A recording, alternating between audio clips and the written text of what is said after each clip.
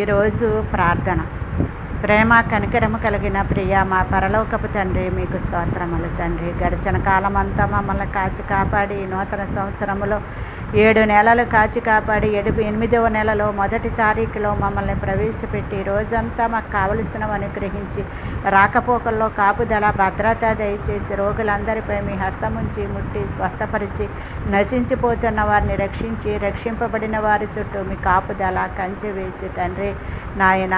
మా ఇరుగు పొరుగు వారిని, మా స్నేహితులను, మా శత్రువులను, మా బంధుమిత్రులను, మా రక్త సంబంధికులు, భూదిగంత నివాసులందరినీ ప్రధానుల కొరకు, ముఖ్యమంత్రుల కొరకు, మంత్రుల కొరకు, అధికారుల కొరకు,